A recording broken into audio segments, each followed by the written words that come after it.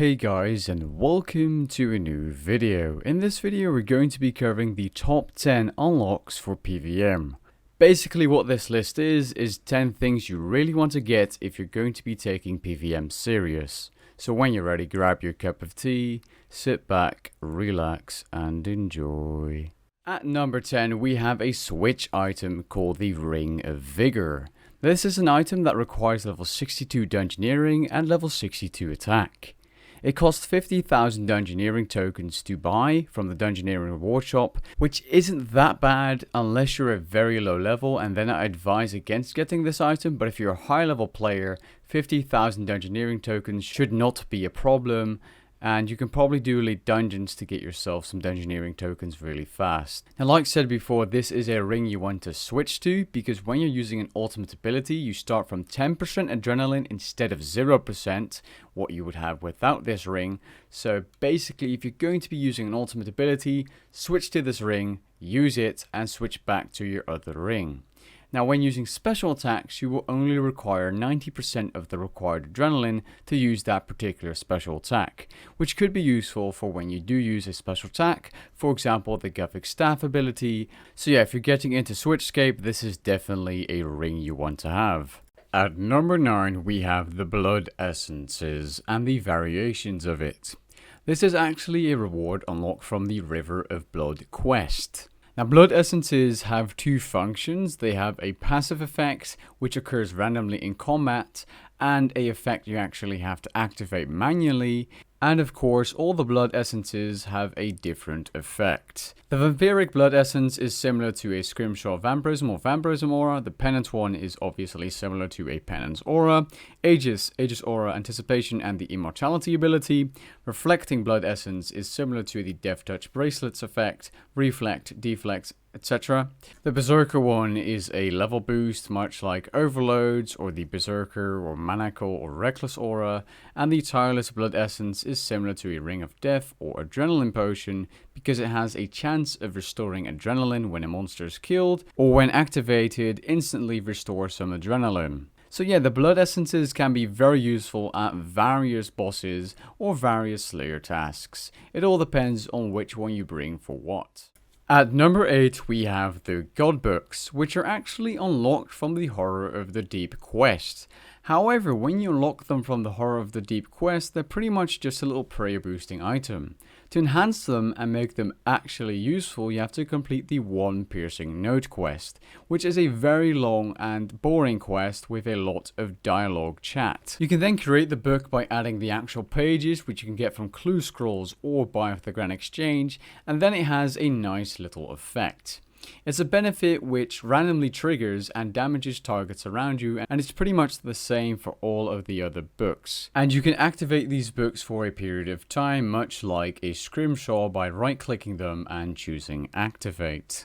At number 7 we have a very niche item, well depending on what you're doing, but it's Sigils, and they actually have their own slot in the equipment interface, being the Sigil slot. Sigils can be obtained through a drop created or gained through a minigame like Shattered Worlds. They all have a use, but it all depends on what you want and need for PvM. Personally, I think the Aggression Sigil is kind of useful, and the Ingenuity of the Humans as well, to cast Invulnerability on a target. But yeah, they all have their uses, and if you want to have a specific bonus, well then you should just get that Sigil. Now let's move on to number 6. At number 6 we have something that is extremely useful for PvM, all of the unlockable abilities. However, there's a lot of them, and some you may want to get over others. That's why I made a useful PvM abilities video, which is linked in the description below. However, I'm just going to cover why you would want to get PvM abilities or unlock them. Abilities like Corruption, Shot and Blast, which are a corrupting bleed effect that is AoE or area of effect, are extremely useful to finish Slayer tasks faster and get more experience per hour with whatever you're doing. More kills per hour at a Slayer monster also means more money per hour. Abilities like Onslaught are extremely useful for learning solo necks, so therefore by having this ability, you're going to be able to kill bosses more easily. There are also some mid-tier abilities that can help you and your friend if you're bossing in a duo or trio, like Ice Asylum to heal your friends up and yourself. It's also a useful ability for dungeoneering. But if you guys want more information about these abilities, be sure to check the video in the description below. At number 5, we have an item I personally got very late, and I regret doing so. Because this item is so damn useful for anything that you do that's combat related. Just because you can easily heal up and save yourself some food. And yes, I'm of course talking about the Enhanced Excalibur, or the Elite version of it. This item is actually unlocked by completing the Sigils village tasks. So why is this sword so good? Well, you just right click it and choose activate, and for the normal Enhanced Excalibur, you heal 4% of your max life points 5 times over a period of 20 seconds, resulting in a total of 20% of your max life points being healed up. That's pretty nice to have. Now with the Elite version, that is actually doubled, resulting in 40% of your life points being healed up. That's pretty good, and it's going to save you so much food and money in the long run. Now the heal of this sword actually does not cancel out any abilities, so it's very good to use in combination with Onslaught, and again, for example, next soloing. So yeah, a very good and useful PvM item that's pretty easy to unlock. In fact, I actually have a guide on the Sigils village tasks that I'll leave in the description below. At number 4, we have a very big one. It's unlocking Invention. Now, Invention is a super useful skill on its own. In fact, I think it's the most useful skill in RuneScape 3. It's actually unlocked by having level 80 smithing, divination, and crafting. Now, Invention perks aren't per se a PvM unlock, but having your weapons and armor perked out with Invention perks is going to increase your damage, your ease of killing bosses. It's just going to improve everything with combat. Stuff like Aftershock, Free, Crackling, Biting, those perks are all amazing. Now it's at number 4 because I wanted to cover you unlocking switches, as PvM in RuneScape 3, at least at the higher levels, is Switchscape. Much like number 10 on our list, which was a Ring of Vigor, which is just a switch for the ultimate abilities, there are some useful Invention switches or augmented items you can switch to when bossing. Here are 2 examples. One is a planted feet switch, which you want to have on an offhand, preferably a cheap offhand like a Virtus book. You would want to switch to your planted feet switch when you're going to be using your Sunshine or Death Swiftness abilities unlocked by the World's Wakes quest. As the duration of these abilities will then be increased by 25%, you have a little loss of damage over time effect when monsters stand inside. It doesn't really matter. What does matter is that the duration of these abilities is then prolonged, which is good. The second example is a Bladed Dive switch. Now, Bladed Dive is actually an ability you unlock from Shattered Worlds. You need to dual wield for this. It's a very nice perk to have as a mobility perk, because this way you can just hop around, and if you have mobile on one of those weapons, maybe your offhand Enhanced Excalibur, which is again useful for healing as well, mentioned at number 5, but you can also have mobile on that, and if you equip a main hand weapon and your Enhanced Excalibur with mobile, you can surge and use Bladed Dive all the time and just hop around the world so fast, or whenever you're killing a boss or something. It's just so nice to have that extra mobility. And there are some other switches, but let's just keep it at this. PvM switches are good to unlock and definitely worth it if you want to get into high tier PvM. Let's move on.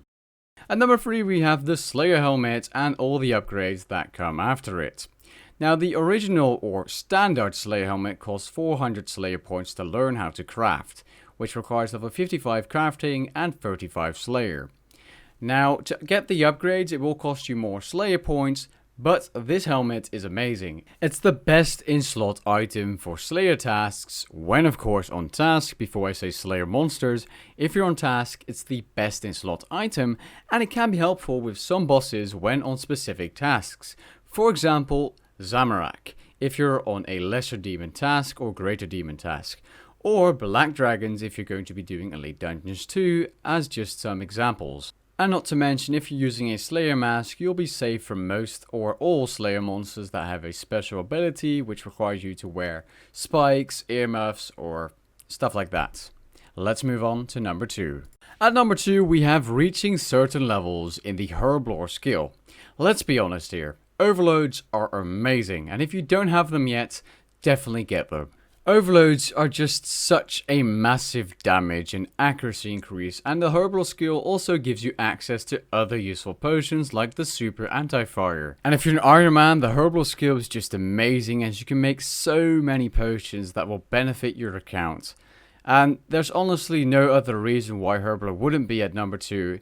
It's just such a good skill. The only downside is that it's expensive to train or annoying to train if you're an Iron Man to gather all these supplies yourself. And at number 1, I might be a bit biased, but it's the summoning skill and reaching certain level thresholds.